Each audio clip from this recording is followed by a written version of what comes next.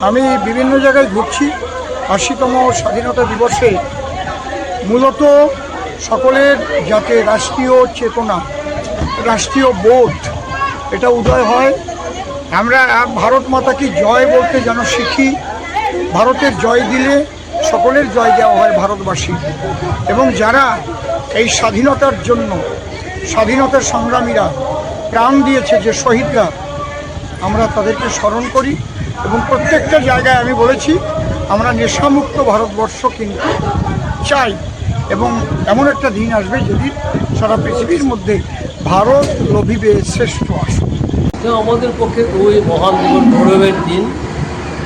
আজকে তারা শহীদের মৃত্যুবরণ করেছেন স্বাধীনতার জন্য, তাদের যে অসমাপ্ত কাজ সেটা বলতে যা বোঝায় সকলের খাদ্য, সকলের চিকিৎসা, সকলের শিক্ষা, সকলের বাসস্থান এবং সকলের পরিধানের বস্ত্র, এটার জন্য, সেই শিক্ষার জন্য এই শিক্ষায়তনে সবচেয়ে যেটা বড় দরকার সেটা শিক্ষক যারা আছেন, শিক্ষাকর্মী যারা আছেন, তাদের ছাত্রদের জন্য যাতে তাদের মানসিক, দৈহিক এবং শিক্ষাগত দিক থেকে যোগ্যতা অর্জন করতে পারে, সত্যিকারের মানুষের মতো মানুষ হয়, তার ব্যবস্থা করা এই ৮০তম স্বাধীনতা দিবসে এটাই সবচেয়ে বড় কথা, বড় আহ্বান।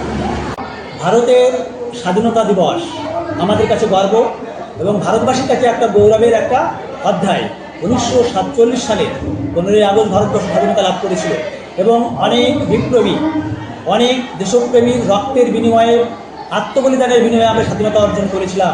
স্বাধীনতা অর্জন করা যেমন কঠিন, স্বাধীনতাকে রক্ষা করাও তার থেকেও আরও অনেক বেশি কঠিন।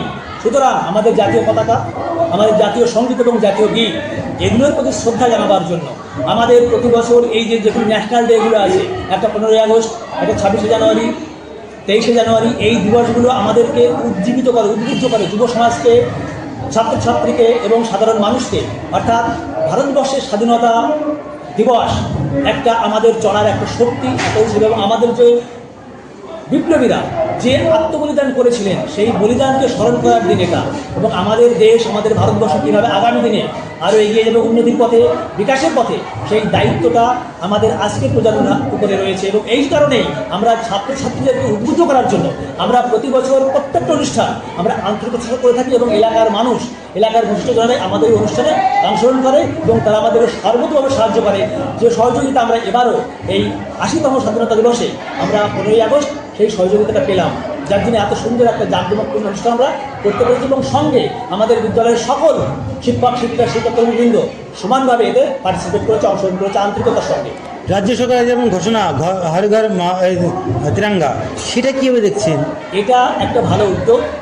আসলে স্বাধীনতা দিবসে এখানে কোনো পলিটিক্যাল বিষয় নেই, কোনো পার্টিগত বিষয় নেই।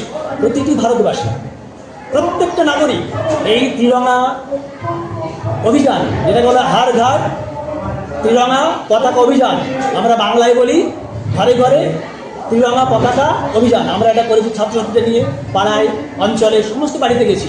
আমরা আমাদের বিদ্যালয়ে উদযাপন করেছি, আমরা পতাকা এবং পৌরসভা থেকে বিডিও অফিস প্রধান অনেক পতাকা পেয়েছি, আমরা নিজেরাও কিছু সংগ্রহ করেছি। এবং সেটা করে আমাদের এই প্রত্যেকটা যেমন চারিদিকে সুন্দর করে একটা গোছানো আছে, পতাকা টাঙানো আছে। এর ফলে কী হবে? জাতীয় পতাকার প্রতি শ্রদ্ধা, কারণ জাতীয় পতাকাকে তো অনেকে, আমি দেখেছি অনেকে জাতীয় পতাকাকে শ্রদ্ধা করতে জানে না। জাতীয় পতাকাকে অশ্রদ্ধা করলে, এতটুকু অবমাননা করলে তার জেল হতে পারে, তার আর্থিক জরিমানা হতে পারে এবং আরও অনেক পানিশমেন্ট হতে পারে। জাতীয় সঙ্গীত এবং জাতীয় পতাকা এটা হচ্ছে আমাদের চলার মোটো, আমাদের একটা শক্তি, আত্মশক্তিকে বলিয়ান হওয়া।